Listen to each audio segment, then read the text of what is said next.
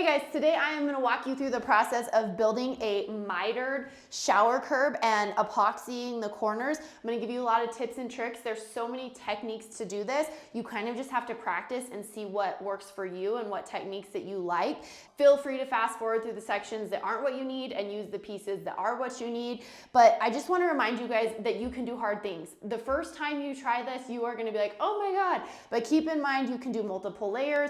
You can build this up. You can sand it down.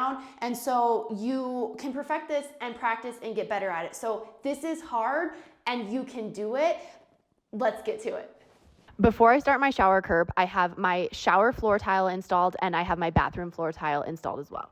All right, so I'm just gonna show you a quick little thing. I don't have my mic or anything good on, but I'm gonna miter this curb of the shower, meaning I'm gonna make corners on each of these pieces right here. And so you gotta be pretty precise on that. Sometimes it's just easier, instead of trying to measure and get your measurements right, just to make a line. So what I've done is I've taken a scrap piece of tile and I've put it on top of my curb just so I can get the height. Now, it's gonna be a little bit higher because obviously once I put the thin set on there, it's gonna raise this just a bit, but I'm gonna get a general idea. I'm gonna make this as tight as flush with that. And then what I'll just do is I'll have a little line at the bottom that I'll caulk. So if I make it exactly measured off of this and this comes up slightly, then that's enough of a, you know, like a 16th or whatever for my caulk line. So I've put that on there for height. I've gotten the piece I'm gonna cut for this piece right here, the inside of my curb, and I've just lined it up across so I can get the length, and I've drawn a line, and then I've gotten the height from there to from the base of where my shower floor is to the top of the height of the curb. It's that measurement, and instead of measuring exactly, I mean, I did measure, but what I did is see those little lines on there. Sometimes I just draw lines on my tape measure or my measuring stick, and then I mark them off. So then I put that measurement on there. That's to the top of my miter. So it's gonna be that tall, and then I'm gonna miter down. So I'm gonna go cut this piece. I'm gonna cut all my tile pieces and make sure I have them exactly the way I want them before I start installing my shower curb. That way, if I have any surprises or mistakes, I'm not gonna run into it while I have wet thin set. So I'm gonna start mitering the edges and do my inside edges of the curb first. You don't have to go in that order. That's just what I'm doing. If you don't know how to cut a miter, I am gonna put a link to the video I made a couple years ago when I first learned how to miter tile and show you all the tips and tricks as a beginner that were helpful to me. For the point that the two inside corners of the shower curb go together, we're gonna have to grind off the angle of one of them for the miter. You can either trim this or you can just use a coarse grit sanding pad.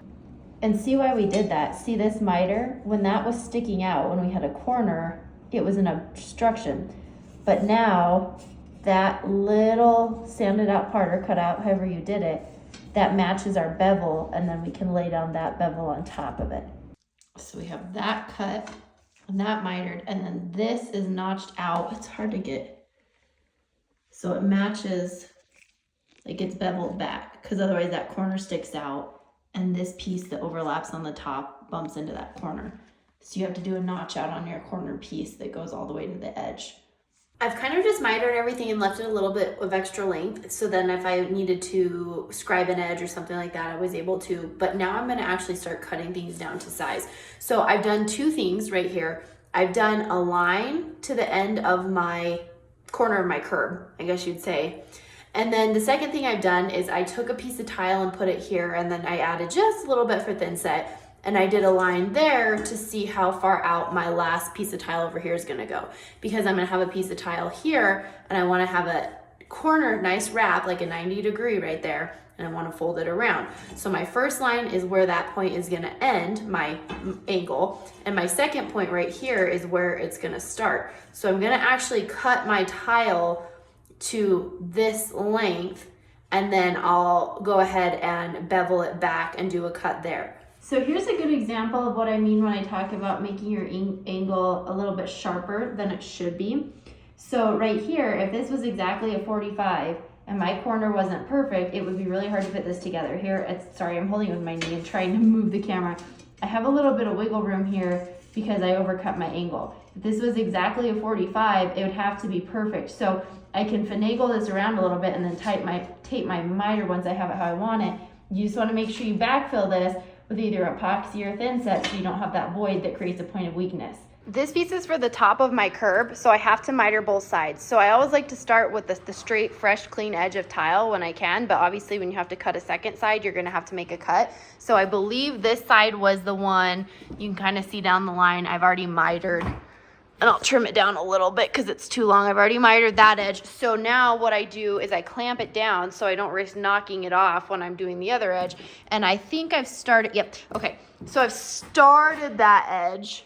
Kind of hard to see, and I've gotten about like halfway through, and then I'll miter the rest of that, and then I'll sand it, any imperfections that I need to correct, and then I'll actually trim it down to size. So this is a double miter, but a way to not, I mean, you can cut on a piece of foam board or something, but I like to be able to let my blade hang through, so I like to hang it off the edge. So clamping it on is just going to help you not lose it, but not have to focus on holding it while you're focusing on your cut. Now what I've kind of done is, this is definitely all imperfect, like I haven't adjusted it, I have some things I need to move around, but I just kind of put that in place, my outside miter for my outside edge, my inside miter for my inside edge, so I could see where basically these lines are.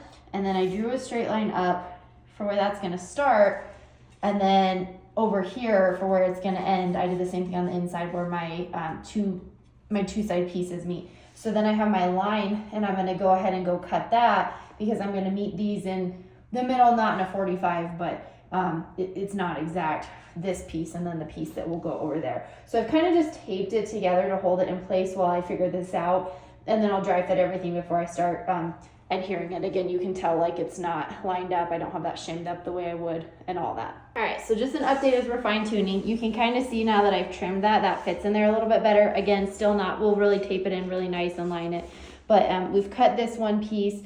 And we've actually also come back here and trimmed this a little bit. We've scribed it, so I just drew a pencil line. See how I kind of have these curves, and I was able to get that tighter especially where my banding for my waterproofing's up. So we got that tight against the wall. We have a bit of a gap there. I'm okay with that because we're going to do micro cement, and it's going to be enough layers that it covers that up. So this piece might need some fine tuning. Here's where we're at. Everything's just loose and dry fit. We have our outside pieces in, I have my inside piece just sitting there for height.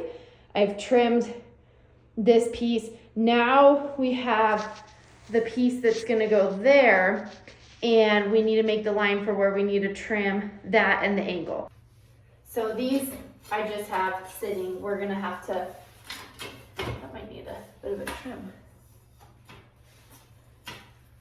Okay, there we go. Okay, so we have our little pieces sitting there for height. We have already, this piece I've already scribed. So see how funky that looks at the end? That's what my wall is like from, I used some Schluter corner pieces for waterproofing, and it made me have some weird distances, and then nothing's perfectly level because this house is old. So if we put that there, then you can kind of see the area I'm focusing on right here is the area that is free to see. We cut that corner. Now we're gonna get our marks to make this trim. I'm just making sure I have everything as I would want it.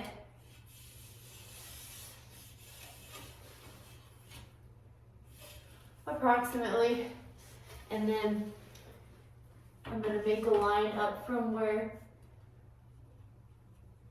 that starts, and then on the outside underneath you can't see, but I can see where this ends, and we'll trim that. We'll make a mark for that, and then I'm going to make a line between those two. I'm really bad at math, so I like to kind of just lay everything out and make a template and make my marks, because I'm really visual, and I'm also just not super smart at math, unfortunately. This for me is the easiest way to make it work. So we'll trim that, we'll trim it a little big, we'll come see, and then we'll grind it down with a sander and just get it exactly how we want it. Now I have all my pieces cut here, there, and I'm gonna start mixing some thin set to then put them in. So I'm gonna have my pieces ready, all cut, thin set, and then some tape to help hold my miters in place while everything dries. Then just took off all of our pieces, left top, right outside, left outside, left inside, right inside. If you've cut and prepped everything in advance, like I did here, then this is the easy part because everything's ready and all you're doing now is installing the tile. The thing I like to remember with miters, especially on curbs, is a miter can be a weak point if you don't make sure to backfill this really well. So you want to make sure that any of those voids, especially if you overcut your miters, you backfill those really, really well. And then when I install my tile, I tape the miters to hold them in place where I want them while the thin set and everything dries. And then once it's all dry and set up, we'll come back later and we'll remove that tape. You want to make a very, very slight slope toward the inside of the shower. That way, if you get water on the curb, it slopes in, but just the tiniest amount.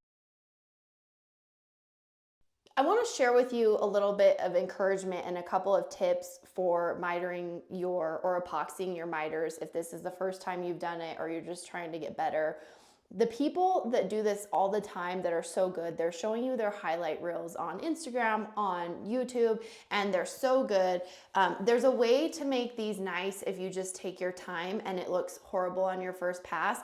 The first time I did this years ago, I tried to make a video and the process was so hard and so horrendous and everything set up so quick. I was able to get a nice finished product, but I just couldn't get the footage while I was working. So I'm gonna try to give you guys a couple tips and I'm gonna try to give you some footage, but the biggest thing is like just don't be discouraged because you can usually fix it. So the first thing that I'm gonna do when I do my epoxy is I'm gonna use a knife grade epoxy. So this is the one I have right now. I'll put a link to some options on Amazon.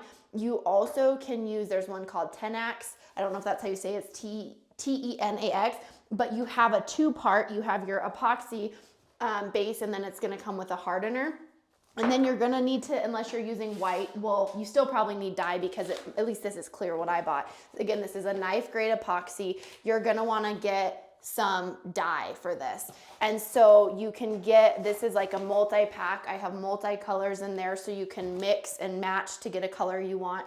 Once you put this hardener on, this is gonna set up pretty quick. So you're gonna wanna work in small sections. The problem with that is you mix a color and then you try to mix again and it doesn't match exactly, you're gonna be frustrated. So what I would recommend is taking your base and mixing in your color and doing a larger portion or as much as you need, and then smaller sections, getting some of your pre-mixed color portion and putting the hardener in a little bit at a time, because you're gonna start to do a little bit and it's gonna harden and you're not gonna be able to work with it anymore, and then you're gonna try to remix your same color and it's not gonna match exactly. So that's kind of my first tip, is over mix some of your color mix. The second thing is you have to make sure you use enough of the hardener. So like mine, for example, it says you need 1 to 2% of the hardener for a pot life of 5 to 15 minutes. It's hard to know what 1 to 2% is when you're trying to, you know, squeeze it in there. I've had times where I didn't put enough of the hardener in and I do it and it's just not setting up because I did too small of an amount. And then if you put more of the hardener, it's gonna set up quicker. So it's kind of finding that sweet spot of how fast it's gonna set up. Now, the other thing is I usually pretty much ruin everything that I apply my epoxy with. So I have in the past used like a mud knife, but then the thing that sucks is it hardens onto there and you you pretty much are throwing away your knife. So I now I get a ton of razor blades because I like to scrape it and even it with razor blades. I just have a bunch of them over here. And then you can buy like these multi-packs of these craft squeegees. And so these are relatively inexpensive and I can just throw them away when I'm done. Okay, now as far as the application, I am gonna tape everything off. You don't have to tape it off because once you get your epoxy on and it starts to dry, you can razor blade this off. But if you wait too long, it gets really hard and it's hard to get it off. And if you do it too soon, it pulls it out of your hole. So the other thing too is you can do more than one pass. I, for instance, have already done a pass on here, but I don't like the way it looks. You can do multiple coats. So let me just show you. If you look up close, let's get in here. Let me turn this around. Okay, so a couple things I want to show you here. One, it's hard to tell because my tile is so light colored. I don't put my tape all the way up to the edge. So like my tape is actually set back a little bit because I don't want to peel my tape off and peel part of my epoxy off before it's set up. Then it's going to pull it off and then I'm going to have to try to fill it back in. So I'm setting my tape back a little bit. The other thing is you can do multiple coats. So I've done a coat in here, but see how it looks a little janky? So right here I underfilled, here it's kind of looking ugly. I can sand this down and epoxy attaches to itself well, so I can do multiple coats of this if I need to build it up. So that's another thing that you can do. Now, I'm gonna go through and do a second layer, and if I still am not happy with it, I can do another one. Just sand it to buff it and it will attach really nicely. So you don't have to get this perfect on the first try like I didn't. This is gonna be my second coat on here. Now, the other thing that I wanna show you is technique.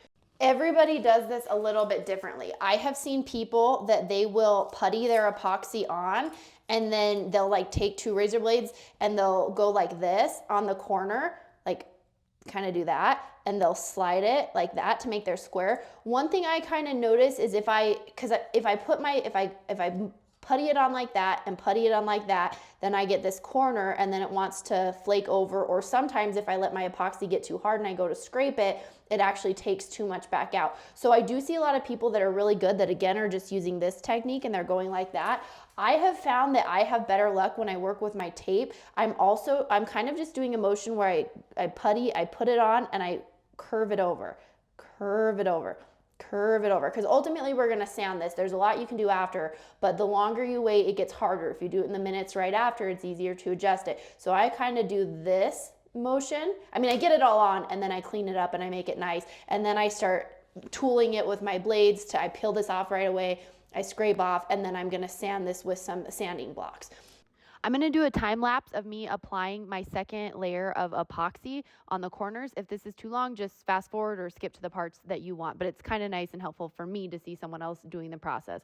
So I'm going to mix my epoxy, my part one first with the dye and get the color that I want. And then I'm going to mix in the hardener to a section of it. You can see I put it on, and then once I feel like I've curved it into the lines and I kind of have the shape that I want, then I pull off the tape. If you go to start scraping the edges and it's still wet, then it's too soon. And you can see in this video, I wait a second before I come back with the razor blade. You don't want it hard or it's really hard to get off. You want it almost a little bit rubbery, and that's when it's time to scrape with the razor blade. If you've made it this far and this video has been helpful to you, I would greatly appreciate it if you would subscribe to my channel.